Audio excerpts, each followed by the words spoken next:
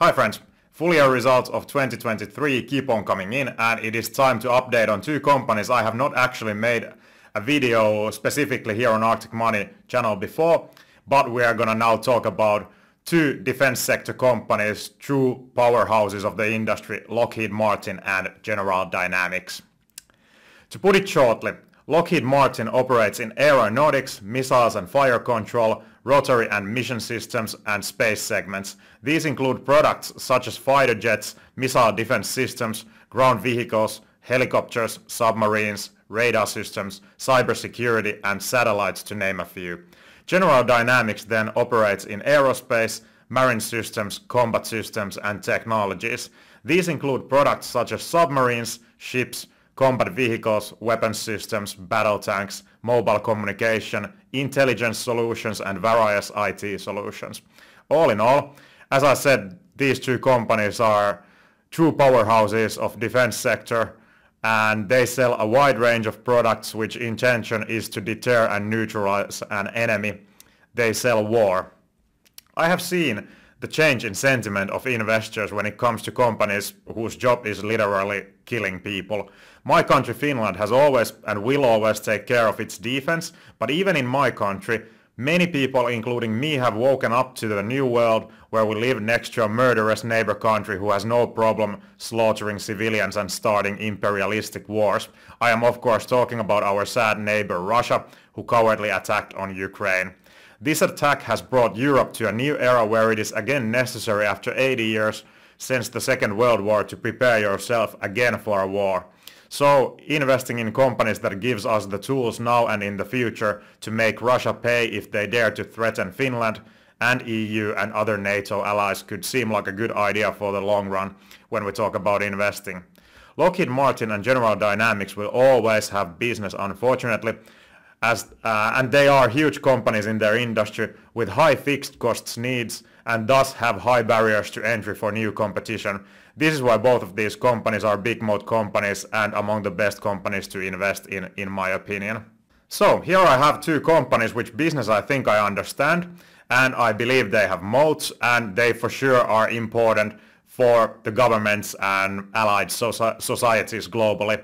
Now, to conclude this video, we check what the insiders of these companies are doing, and most importantly, what are my valuations on these two companies. With Lockheed Martin, I don't see big insider ownership, and we can see that most of the insiders have been selling the stock around $470 and above levels. The stock is now trading around $428, so it seems that the insiders think that their company was overvalued at those levels, and as we don't see insider buying except from Mr. Donovan, I conclude that insiders think that Lockheed Martin is currently not undervalued. My updated valuation led to the following results with 10% expected annual returns.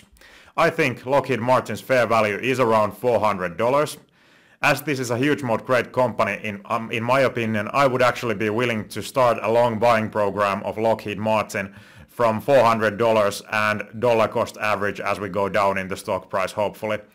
To my surprise, despite all the unrest in the Middle East and in Ukraine, the stock is trading at $428 levels, which is not far away from $400, obviously. This was a surprise to me, honestly. Let's see if Lockheed Martin finally finds its way to my portfolio. But then, General Dynamics.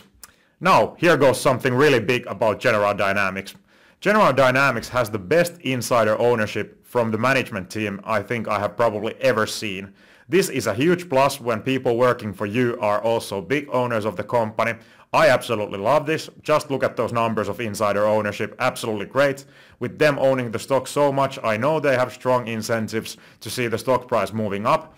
This is what you want to see from your management team every time. But what have the insiders been doing lately?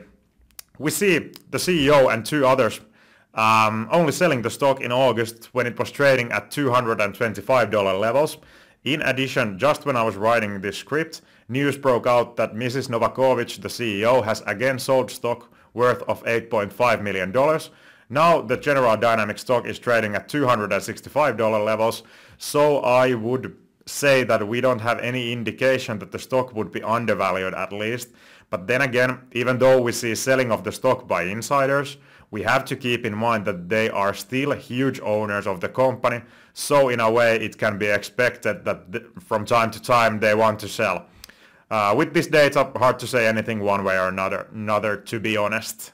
So this means I need to rely heavily on my own valuation on General Dynamics, which is obviously something I always do. With 10% expected annual returns, I think the fair value of the stock is $176. Similarly to Lockheed Martin, I would probably consider starting a long buying program from $170 and dollar cost average, as we would hopefully go down. I find it too unexpected that General Dynamics is so much more overvalued in my opinion than Lockheed Martin. Didn't expect that, to be honest. Lockheed Martin has more debt, I know, but I believe debt isn't really a problem for either of these companies.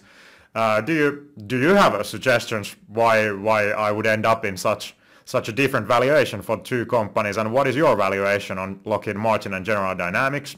What do you think about defense sector overall? Let me know in the comment section below. Subscribe Arctic Money channel for future updates coming on many stocks on my watch list and my portfolio as they keep on publishing their full year results from 2023. I will be doing videos on those, so subscribe to the channel and you won't miss any of those. Thank you for watching this video. I see you in the next video. Bye bye.